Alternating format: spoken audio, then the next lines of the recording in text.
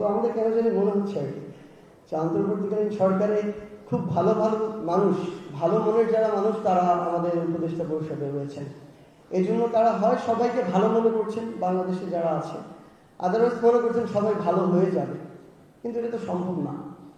এই যুগের পর যুগ ধরে সবার রক্তে যে কালচারগুলো জেনেটিক্যালি একদম মডিফাইড হয়ে গিয়েছে, সেগুলোকে বের করে একটা নতুন পরিবর্তিত সিস্টেম নিয়ে আসার জন্য আমাদের যে লেভেলের স্ট্রিক্ট হওয়া প্রয়োজন, ল অ্যান্ড অর্ডারের যে এনফোর্সমেন্ট আমরা প্রত্যাশা করি, সেটা তেমন কিছু আমরা দেখতে পাচ্ছি না আসলে।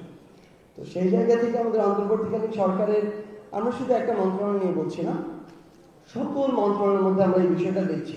তো এই ক্ষেত্রে আমার মনে হয় যে আমরা এটা মনে করতে পারি যে যারা আজকে এখানে আসলে সম্মানিত উপদেষ্টা হিসেবে রয়েছেন, যে কোনো মন্ত্রণালয় হোক না কেন, তারা এত রক্ত এবং জীবনের বিনিময়ে সৌভাগ্যক্রমে এরকম একটা সুযোগ পেয়েছেন। সো এক বছরে বা যতটুকুই সময় আছে আমাদের হাতে, ওই সময় কিছু একটা করে দেখানো, আমার মনে হয় এই চেষ্টাটুকু একটা কাজ।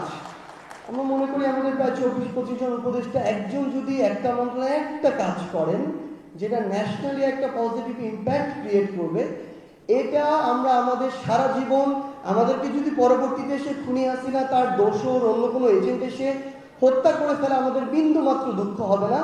অন্তত এটুকু বলতে পারবো যে অন্তর্বর্তীকালীন সরকারের সময়ে 24 জন উপদেষ্টা 24টা সংস্কার করেছেন, যেটা পুরো বাংলাদেশের পরিবর্তনের জন্য সবচেয়ে গুরুত্বপূর্ণ ভূমিকা রেখেছে।